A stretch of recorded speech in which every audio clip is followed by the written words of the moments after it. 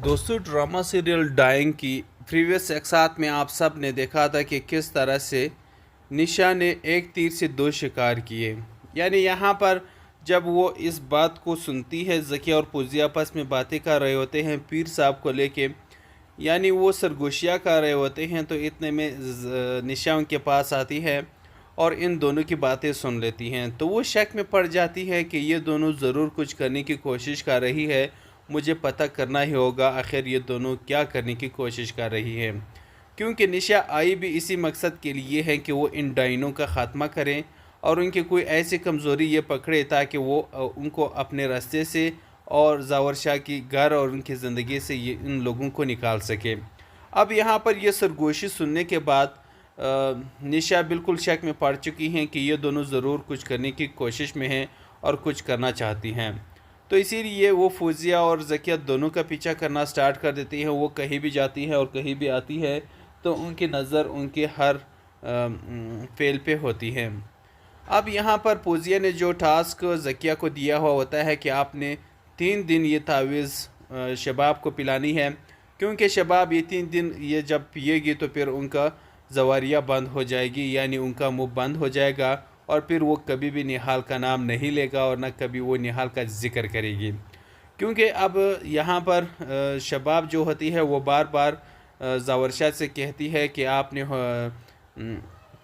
निहाल का क्या किया, निहाल को तलाक दी नहीं दी, क्या करना चाहते हो। अब यहाँ पर जावरशाह तो उन्हें तलाक देना चाह रहे हैं, लेकिन उन्होंने पता भी करवाया है कि आखिर निहाल है कहाँ, उनसे मिलना चाहती है आखिरी बार। लेकिन उन्होंने जब उनके घर का रुख किया तो वहाँ पर निहाल के घर वाले थे ही नहीं, उनके घर को ताला लगा था और वो कहीं बाहर चले गए हैं। खैर, अब वो उसको ढूंढने की कोशिश कर रहे हैं और ये मामला उन्होंने आमिर को दिया है। आमिर को तो पता है वो कहाँ गए हैं, क्योंकि आमिर ने ही उन्हें भगवाया है। अब यहाँ पर आमिर कहता है कि मैंने कौन सा उन्हें ढूंढ कर दे देना है, लेकिन अब इन्होंने ये खेल स्टार्ट कर दिया है। पीर से तावीज़ लिया है और पीर ने यही कहा है कि ये तावीज़ 3 दिन उन्हें पिलाना है, फिर उनकी मुँह बंद हो जाएगा।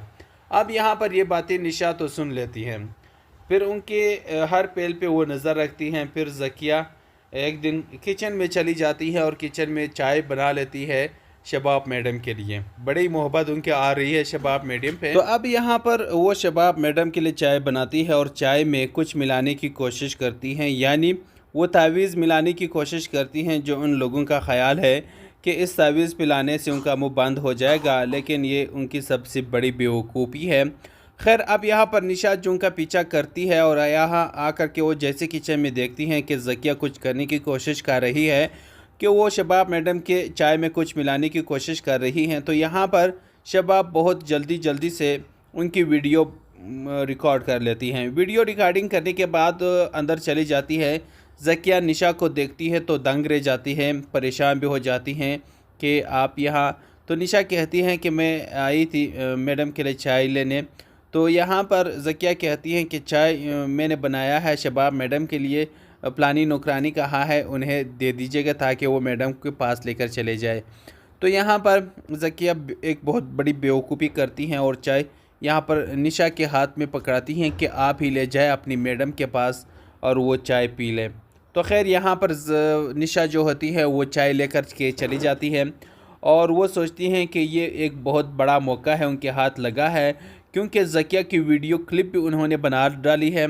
और अब यहाँ पर वो अगर इस चाय में एक डबल डोज डालेगी भी और शबाब ख़त्म भी हो जाएगी तो सारा इल्ज़ाम ज़किया पे ही आएगा। तो इसीलिए वो सोचती हैं कि अब मुझे इस चाय में डबल डोज़ डालनी होगी, क्योंकि डॉक्टर नवीद ने बताया था कि डबल डोज़ देने से बंदा ऊपर ही चला जाता है।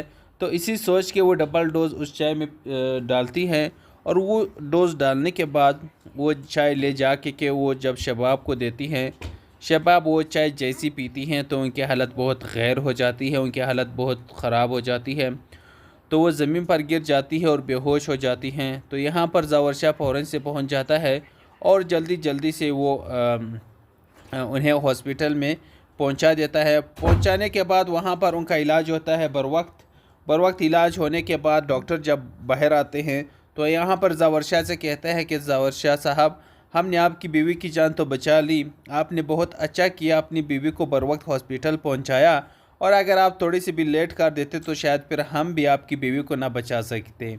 खैर, अब आपकी बीवी की ज़िंदगी तो बच गई है, लेकिन एहतियात करना, क्योंकि आपकी बीवी को एक बहुत हेवी डोज का जहर देने की कोशिश की गई है। ये बात सुनकर ज़ावर शाह बहुत ही तंग रह जाता है और परेशान भी कि आखिर कौन मेरी बीवी को जहर देने की कोशिश कर सकता है और कौन है जो मेरी बीवी का दुश्मन है। यहाँ पर ज़किया उनके पास मौजूद होती हैं, क्योंकि उन्होंने तावीज़ पिलाने की कोशिश की थी।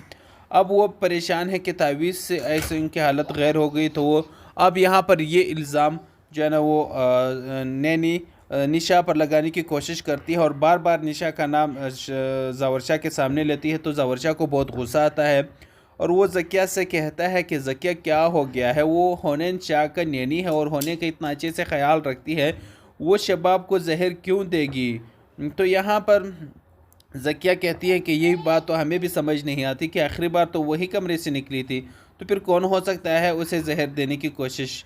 लेकिन यहाँ पर फिर ज़ावर शाह को गुस्सा आता है कि ये वक्त ये बातों का नहीं है, फ़िलहाल आप चुप हो जाए और आप निशा का नाम आइंदा न ले, क्योंकि निशा पे मुझे 100% यकीन है, निशा ऐसे कभी कुछ नहीं कर सकती।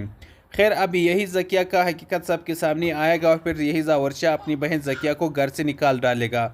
अब यहाँ पर ज़किया को घर से निकालने के बाद ज़किया और जावेद तो इस घर से जाएंगे और रही यहाँ पर आमिर और फौजिया, वो भी बहुत जल्द इस घर से निशा के थ्रू चले जाएंगे या फिर निशा ही उनका कत्ल करके ख़त्म कर डालेंगे और फिर ये माहौल एक बराबर माहौल होगा। हुनैन शाह के लिए फिर कोई ख़तरा भी नहीं होगा और हुनैन शाह अपनी माँ के सहाय तले बड़ा होगा और शबाब जो है आखिरकार निशा को एक्सेप्ट कर लेगी और वो कबूल कर लेगी कि वो ही उनकी शोहर की दूसरी बीवी बनेगी। बस ठीक है, मैं एडजस्ट कर लूँगी।